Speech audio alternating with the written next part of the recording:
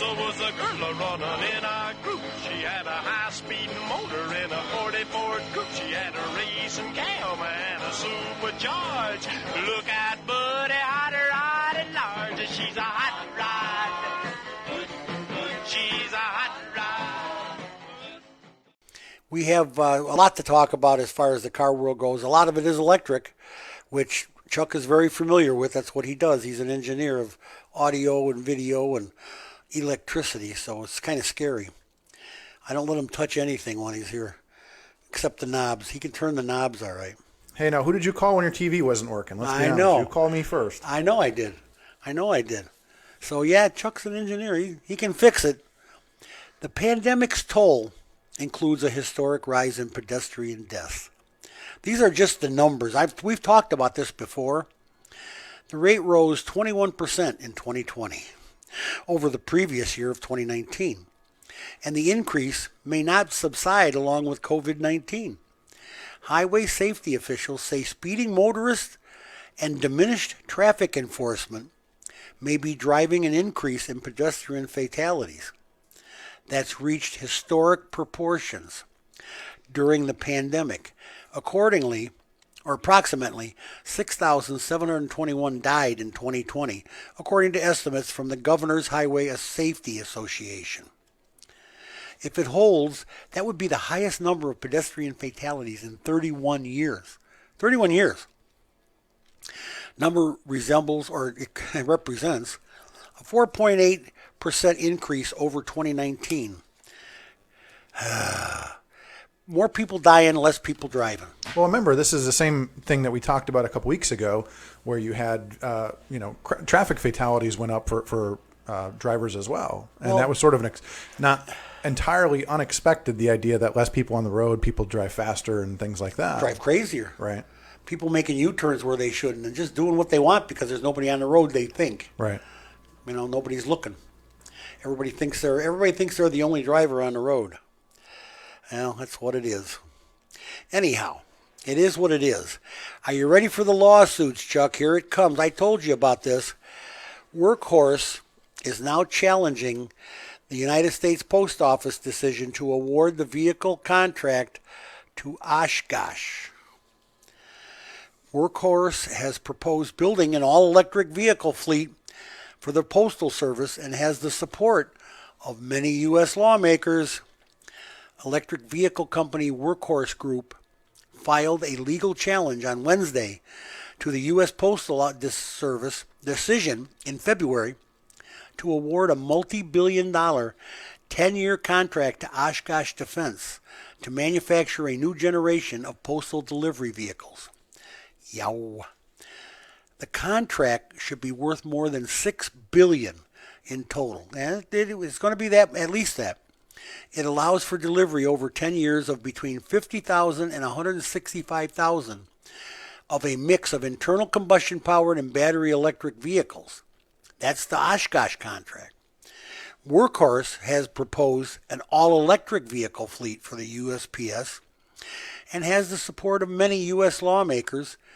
USPS, that's the United States Postal Service, declined to comment on the challenge, but said the pre-production design, tooling, and facility preparation are proceeding on schedule with the first or the next generation delivery vehicles, estimated to appear in carrier routes in 2023.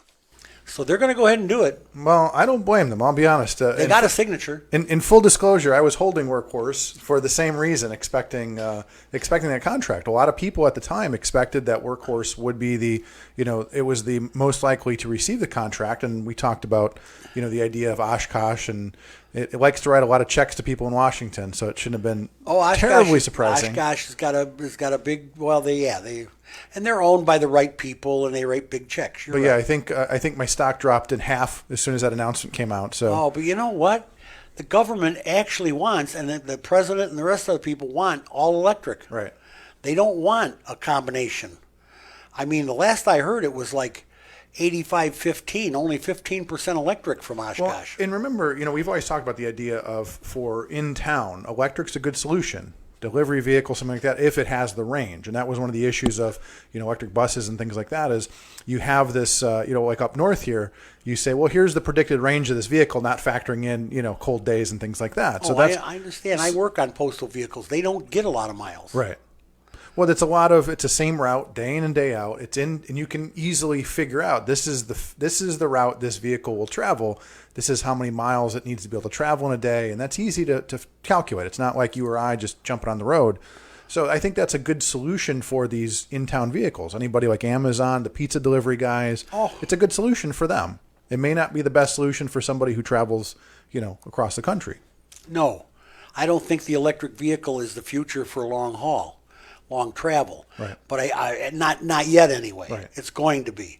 But the round town is perfect. Well, we had an interesting discussion the other day about being up north is kind of like what happens if a bunch of electric cars get stuck in a blizzard, get stuck on the highway. It's not like your car where you can turn it on for a little bit, let it warm up, and So I mean, I'm a supporter of electric vehicles, but I realize there's a lot of hurdles to overcome. Yeah, you're gonna freeze to death if you have to worry about that car keeping you warm. Right. It's not going to work. No, and you're right. I never even thought about that. Right. Electric vehicle in a traffic jam or a big snowstorm on a cold, snowy day. Right. I mean, just stranded. Bring a blanket. Yeah, bring a lot of blankets. Bring a lot of blankets and a space heater. But you're going to run out of electricity eventually. It's just not going to it's not going to stick around. But for a postal service vehicle, it's not a bad idea. I don't think it's a bad idea. I think they do a pretty good job with it, but I don't know about this contract awarding system. We're going to see what happens here. Workhorse is trying to get a stop work order. We'll see.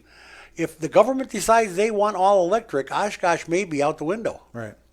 Because Oshkosh cannot produce 100% electric vehicles. They're basing, I read where they're basing their gas-powered chassis on Ford. Going to be a Ford type chassis, where the last one was a S10 Chevy pickup. Those little postal vehicles you see running around, those are in the 70s and 80s and 90s, well, 90s now, S10 pickup chassis with the Grumman body set on top, the aluminum body. So the body never rusts, never gets crappy looking.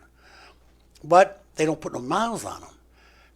If I get one now that's got 100,000 miles on it that's 40 years old, I'm amazed. I get one. Right now they're using some Dodge Ram vans, which are not holding up, but they got a 2018 and it's got 3,000 miles on it. You know what I'm saying? They just don't put the miles on. They're all in town, like you said, and they're all close. They can be electric. They don't need to be gas powered. They don't need to be long range. They don't go anywhere. The only time you see them going anywhere is on the back of a tow truck. Well, but that goes back to the idea of, there's never a one-size-fits-all solution. I mean, we say that about our in-town, but there are also places where, in the middle of nowhere in the country, you may have a driver who's got, 500-mile route a day. Right, exactly. Then he's going to have to stop for lunch and recharge. Right. And that's just not comfortable. That's just not, it's not smooth. You know what I'm It'll saying? be like the Pony Express. He'll drive half his route and he'll jump out of his car and jump in another fresh vehicle. Right, just like the Pony While Express. They charge him off another one. Yeah. That's if there's a charging station there. You know what? That's the other thing. These people are talking about all the charging stations they're going to build. It's not nearly enough. We're talking about 1 million electric cars if they take over by, say, 2030 like they want to, in 2035. You're looking at millions of electric cars. Right. They all got to plug in somewhere. They can't just plug in on the corner street there. They can't stop at Blue Top and plug into a regular outlet. I suppose they could. It wouldn't charge anything, but give you a few miles per hour. You'd have to stay there for 2 days to get it charged up. But that's not the point. The point is you got to have an infrastructure before you have this structure. This whole car thing. They've got to get our states and cities and our rural areas especially geared towards travel and recharging of electric vehicles. Now, whether it's cost effective or not, you're not going to have a choice. So guess what's going up? Taxes. I don't want to say that word. I hate that word.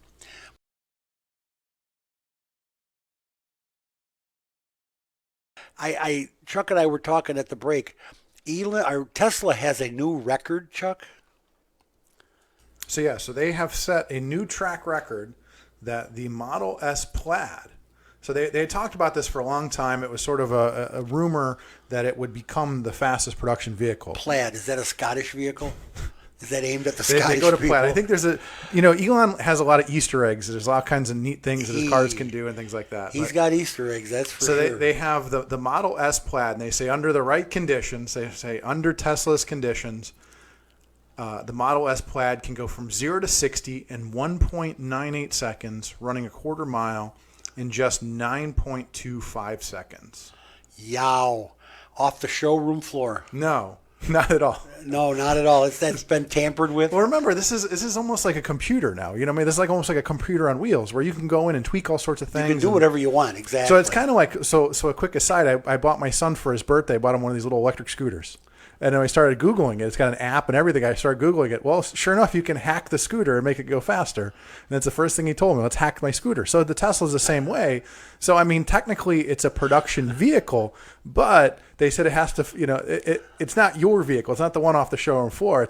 It goes through a few modifications. It's nothing like having a geek dad. Right. You can have your scooter tweaked. Well, that was his first thing. He said, so actually he's got an app and I can adjust the speed. It's basically got an app governor on the scooter. And then he started Googling it. Sure enough, we can hack it, make it go a lot faster. I said, you're going fast enough as it is. We don't need you going any faster.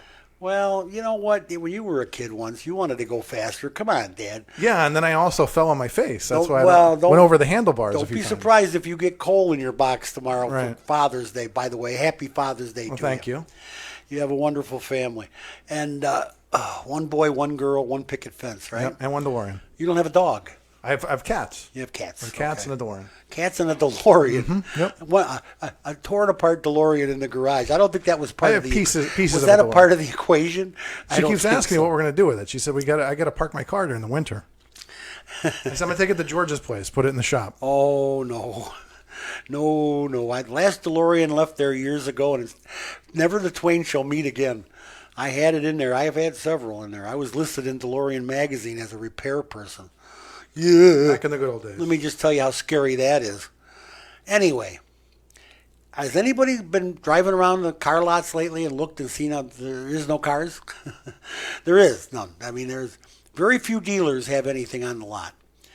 And the hunt for new inventory has got dealers getting a little crafty. The hunt for used inventory amid record prices, and they're high, has forced some tough decisions and created new strategies by dealers. Troy Duhan has turned his sellers into an army of buyers. The dealer principal of Premier Automotive Group said his salespeople are getting spiffs of $200 to $400 for acquiring used cars and trucks off the street, namely through social media sites such as Facebook. Now, Chuck, if they can give you $200 to $400 to help for finding that car, how much are they charging me to buy it? Right. Oh my God. Well, remember, let's talk about the fact that where do they make their money at? They don't make the money on buying a car from you and selling it for a little more for me. Where does the money come? Comes in the finance office, right? Comes in the finance office. Right. Oh, absolutely. That's all they got to do. If they make $100 off you, that's fine, because on the back end they're going to make a lot of money in the financing. The number one guy at any dealership is the F&I guy. That's finance and insurance. They need the inventory. The need for inventory has become so acute that it has forced some dealerships, such as Denuer Automotive Family in Michigan, to make difficult decisions. Managing partner Todd Denuer said the group has had to patronize local customers, in many cases requiring out-of-market customers to have a trade-in vehicle in order to buy a car or truck. Meanwhile, the group is scouring the lease portfolio, reaching out to customers earlier than normally to see if they want to end their lease early. Checking its service department list to see whether any customers are looking to upgrade. Well, guess what? Denoyer's Ford store typically carries 65 to 70 new versions or new vehicles. It currently has 15. It's down to 32 used vehicles compared to a stock of 45 to 50. And that was last week. That could be a lot lower right now.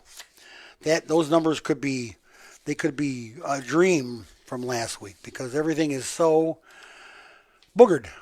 It's all boogered. It's all a mess. We have a mess on our hands. Houston, we have a problem. Is that what we're calling it? I don't know what to tell you, but we have a problem. It just is.